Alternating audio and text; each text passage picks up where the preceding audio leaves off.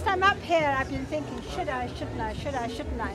And I'm supposed to be an old woman full of confidence and an ability to come out before people, but I still see in me the little scared girl. And I thought, wow, how do we acknowledge the little scared girl? Because all of us have little scared children inside us, do we not? Do we not? Yeah. So I thought, well, where does poetry begin? Where indeed? At the knees of the old women and the women who were before the feminists, those women that were around in the houses, who were there cooking and nurturing, telling their stories, and also telling their nursery rhymes.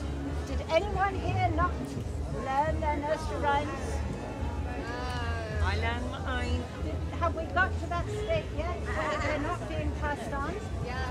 No, not really. Because I would like us to actually collectively together affirm and remember our nursery rhymes. Are you up for it? Yeah. Yes. Yeah?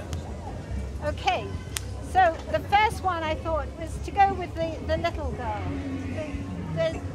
There's the Trinity, isn't there? The feminine Trinity. You have the maid, you have the mother, and you have the Grandmother?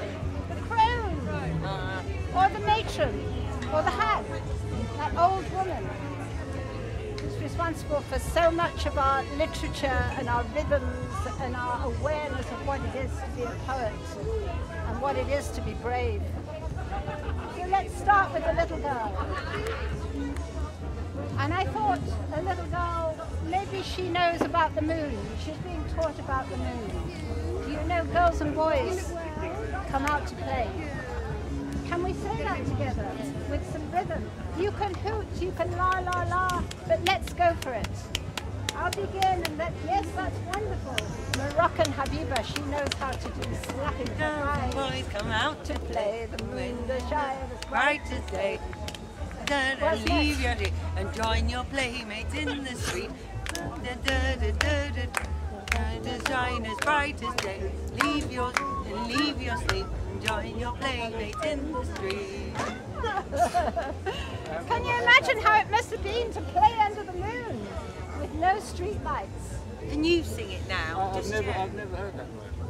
Has anybody else heard that? Does anyone know it really well? Girls and boys come out to play. I've forgotten it, you see. The moon doth shine as bright as day. This is what's one we've forgotten. We had the moon earlier. Do one line and then we echo a line and we can learn it. Yes. Girls and boys come out to play. Girls and boys come out to play. The moon does shine as bright as day. The moon doth shine as bright as day. Up the ladder and down the wall. Up the ladder and down the wall. An halfpenny loaf will serve us all. An eightpenny loaf will serve us all. That's a halfpenny. Halfpenny. Bring Did her you in like the that? roses. Okay, then I thought the next one is a woman.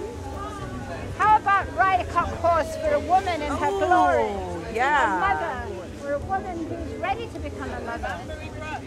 Yes, yes, Banbury Cross. Are you ready for that? Yes. Banbury Cross. Who's ready for that with me? I'm ready. Yeah?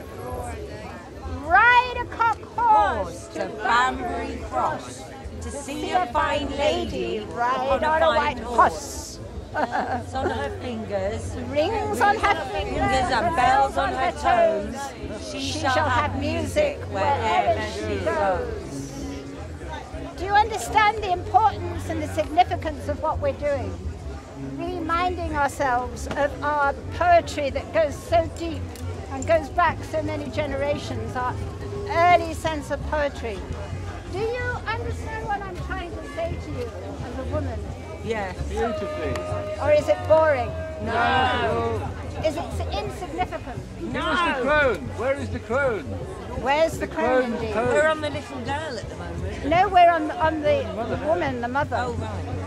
Right, once more, ride a cock horse to Banbury Cross to see a fine lady ride on a white horse.